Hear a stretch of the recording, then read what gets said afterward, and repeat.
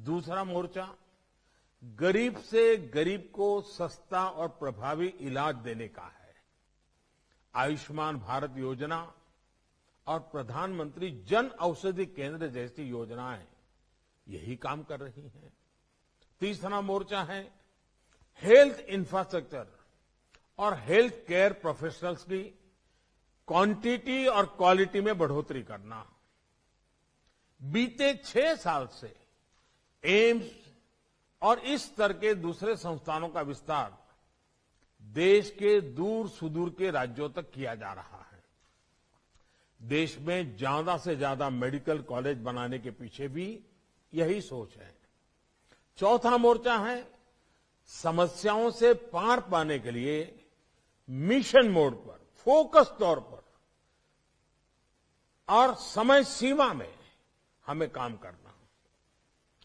Mission इंद्रधनुष का विस्तार देश के आदिवासी और दूर दराज के इलाकों तक किया गया है। देश से टीबी का खिलाफ जंग और टीबी को खत्म करने के लिए दुनिया ने 2030 का टारगेट रखा है। भारत ने 2025 तक का लक्ष्य रखा है। और मैं चाहूंगा कि टीबी की तरफ से इस समय विशेष ध्यान इसलिए देने के लिए मैं कहूंगा कि टीबी भी एक प्रकार से इन्फेक्टेड पर्सन के ड्रॉपलेट से ही फैलती है। टीबी की रोकथाम में भी मास्क पहनना, अर्ली डायग्नोसिस और ट्रीटमेंट, ये सारी बातें अहम है। ऐसे में कोरोना काल में जो हमें अनुभव मिला है, जो एक प्रकार से हिंदुस्तान के कॉमन मैन तक पहुंच चुका है, अब उसी हमारी प्रैक्टिसेस को हम टीबी के क्षेत्र में भी उसी मोड में काम करेंगे तो टीबी से जो हमें लड़ाई लड़नी है बहुत आसानी से हम जीत सकते हैं। और इसलिए कोरोना का एक्सपीरियंस, कोरोना के कारण जन सामान्य में जो जागृति आई है, वो बीमारी से बचने में भारत के सामान्य नागरिक ने जो योगदान दिया है, उन सारी चीजों को देख करके लगता है कि इसी मॉडल को आवश्यक के सुधार के साथ, एडिशन ऑल्टरनेशन के साथ अगर हम टीबी पर भी लागू करेंगे तो 2025 का टीबी मुक्त भारत का सपना हम पूरा कर सकते हैं। इसी तरह आपको याद होगा हमारे यहां खास करके उत्तर प्रदेश में गोरखपुर वगैरह जो क्षेत्र हैं, जिसे पूर्वांचल भी कहते हैं, उस पूर्वांचल में दिमागी बुखार से हर वर्ष हजारों की तादाद में बच्चों की दुखद मृत्यु हो जाती थी। भारत की संसद में भी उसकी चर्चा होती थी। एक बार तो इस विषय पर चर्चा करते हुए हमारे वर्तमान उत्तर प्रदेश के मुख्यमंत्री योगी जी बहुत रो पड़े थे उन बच्चों की मरने की स्थिति देख करके। लेकिन जब से वो वहां मुख्यमंत्री बने, उन्होंने एक प्रकार से फोकस एक्टिविटी की, पूरी तरह जोर लगाया। आज हमें बहुत आशास्पद परिणाम मिल रहे हैं। हमने दिमागी बुखार को फैलने से रोकने पर जोर दिया, इलाज की सुविधाएं बढ़ाई, तो इसका अब असर भी देख रहा है। साथियों, कोरोना काल में आयुष से जुड़े हमारे नेटवर्क ने भी बेहतरीन काम किया है। ना सिर्फ ह्यूमन रिसर्च को लेकर बल्कि इम्यूनिटी और साइंटिफिक रिसर्च को लेकर भी हमारा आयुष का इंफ्रास्ट्रक्चर देश के बहुत काम आया है। भारत की दवाओं और भारत की वैक्सीन के साथ साथ हमारे मसालों, हमारे काढ़े का भी कितना बड़ा योगदान है, ये दुनिया आज अनुभव कर रही है। हमारी ट्रेडिशनल मेडिसिन ने भी विश्व मन पे अपनी एक जगह बनाई है। जो ट्रेडिशनल मेडिसिन से जुड़े हुए लोग हैं, जो उसके उत्पादन के साथ जुड़े हुए लोग हैं, जो आयुर्वेदिक परंपराओं से परिचित लोग हैं, हमारा फोकस भी ग्लोबल रहना चाहिए।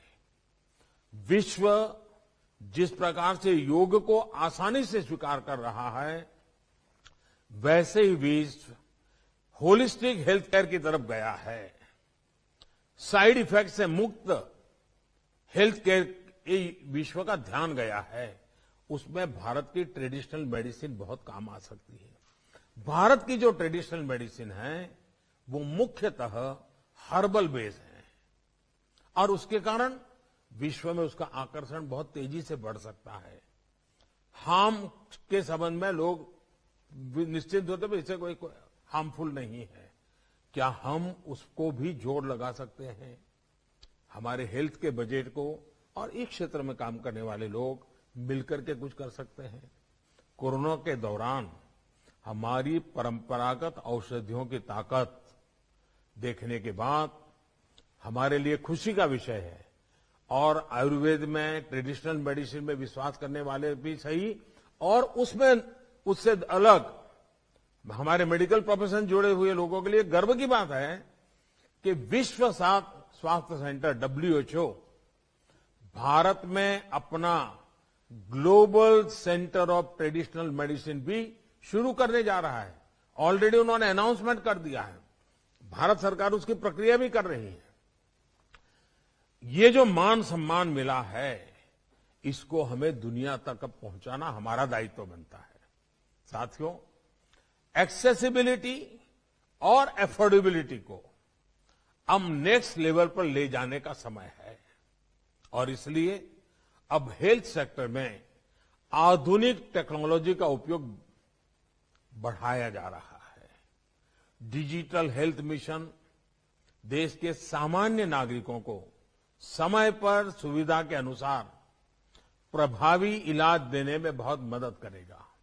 साथियों, बीते सालों की एक और अप्रोच को बदलने का काम तेजी से किया गया है। ये बदलाव आत्मनिर्भर भारत के लिए बहुत जरूरी है। आज हम फार्मेसी ऑफ द वर्ल्ड इस बात पर गर्व करते हैं, लेकिन आज भी कई बातों के लिए जो रॉ मटेरियल है उस पर हम विदेशों पर निर्भर है। दवाओं और मेडिकल डिवाइसेस के रॉ मटेरियल, इसके लिए देश पर निर्भरता हमारी इंडस्ट्री के लिए भी विदेशों पर गुजारा करना कितना बुरा अनुभव हम देख चुके हैं। ये सही नहीं है। इसलिए गरीबों को सस्ती दवाएं और उपकरण देने में भी ये बहुत बड़ी कठिनाई पैदा करते हैं। हमें इसका रास्ता खोजना ही होगा। भारत को हमें इन क्षेत्रों में आत्मनिर्भर बनाना ही होगा। इसके लिए 4 विशेष योजनाएं इन दिनों की गई हैं। बजट में भी उसका उल्लेख है, आपने भी अध्ययन किया होगा। इसके तहत देश में ही दवाओं और मेडिकल उपकरणों के रॉ मटेरियल के उत्पादन के लिए प्रोडक्शन लिंक्ड इंसेंटिव दिए जा रहे हैं, PLI।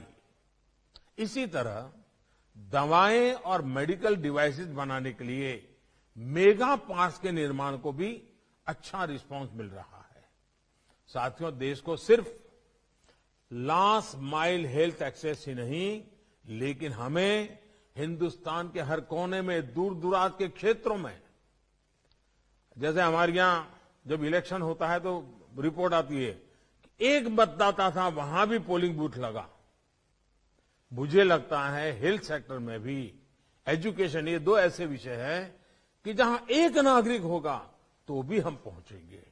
ये हमारा मिजाज होना चाहिए और हमें इस पर जोर देना है, उस पर हमें पूरी कोशिश करनी है और इसलिए सभी क्षेत्रों में हेल्थ एक्सेस पर भी हमें जोर देना है। देश को वेलनेस सेंटर्स चाहिए, देश को डिस्ट्रिक्ट हॉस्पिटल्स चाहिए, देश को क्रिटिकल केयर यूनिट चाहिए, देश को हेल्थ सर्वेलेंस इंफ्रास्ट्रक्चर चाहिए, देश को आधुनिक लैब चाहिए, देश को टेलीमेडिसिन चाहिए। हमें हर स्तर पर काम करना है, हर स्तर को बढ़ावा देना है। हमें ये सुनिश्चित करना है कि देश के लोग, चाहे वो गरीब से गरीब हो, चाहे वो सुदूर इलाकों में रहते हो, उन्हें बेस्ट पॉसिबल ट्रीटमेंट मिले और समय पर मिले। और इन सभी के लिए जब केंद्र सरकार, सभी राज्य सरकारें, स्थानीय निकाय और देश का प्राइवेट सेक्टर मिलकर काम करेंगे तो बेहतर नतीजे भी मिलेंगे। प्राइवेट सेक्टर पीएम जय में हिस्सेदारी के साथ साथ पब्लिक हेल्थ लेबोरेटरीज का नेटवर्क बनाने में पीपीपी मॉडल को भी सपोर्ट कर सकता है। नेशनल डिजिटल हेल्थ मिशन नागरिकों के डिजिटल हेल्थ रिकॉर्ड और दूसरी कटिंग एज टेक्नोलॉजी को लेकर भी साझेदारी हो सकती है। मुझे विश्वास है कि हम सभी मिलकर एक मजबूत साझेदारी के रास्ते निकाल पाएंगे, स्वस्थ और समर्थ भारत के लिए आत्मनिर्भर समाधान तलाश कर पाएंगे। मेरा आप सबसे आग्रह है कि ये हम जो एक स्टेक होल्डर्स के साथ इस विषय के जो ज्ञाता लोग हैं उनके साथ जो चर्चा कर रहे हैं, बजट जो आना था आ गया है। बहुत सी आपकी अपेक्षाएं होगी, वो शायद इसमें नहीं होगा, लेकिन उसके लिए ये कोई आखिरी बजट नहीं है, अगले बजट में देखेंगे। आज तो जो बजट आया है इसका तेज गति से ज्यादा और जल्दी से जल्दी हम सब मिलकर इंप्लीमेंटेशन कैसे करें, व्यवस्थाएं कैसे विकसित करें, सामान्य मानवी तक पहुंचने में हम तेजी कैसे लाएं। मैं चाहूंगा कि आप सबका अनुभव, आपकी बातें आज भारत सरकार को बजट के बाद, हम पार्लियामेंट में तो चर्चा करते हैं, पहली बार बजट की चर्चा संबंधित लोगों से हम कर रहे हैं। बजट के पूर्व चर्चा करते हैं तब सुझाव की होती है, बजट के बाद चर्चा करते हैं तब समाधान की होती है। और इसलिए आइए हम मिलकर के समाधान निकालें, हम मिलकर के बहुत तेज गति से आगे बढ़े और हम सब मिलकर के चले। सरकार और आप अलग नहीं है, सरकार भी आप ही की है और आप भी देश के लिए ही हैं। हम सब मिलकर के देश के गरीब से गरीब व्यक्ति को ध्यान में रखते हुए हम सब मिलकर के हेल्थ सेक्टर का उज्जवल भविष्य, तंदुरुस्त भारत के लिए हम सब इस बात को आगे बढ़ाएंगे। आप सबने समय निकाला है, आपका मार्गदर्शन बहुत काम आएगा, आपकी सक्रिय भागीदारी बहुत काम आएगी। मैं फिर एक बार आपने समय निकाला इसलिए आपका आभार व्यक्त करता हूं और आपके मूल्यवान सुझाव हमें आगे ले जाने में बहुत काम आएंगे। आप सुझाव भी देंगे, साझेदारी भी करेंगे, आप अपेक्षाएं भी करेंगे, जिम्मेदारी भी उठाएंगे। इसी विश्वास के साथ बहुत बहुत धन्यवाद।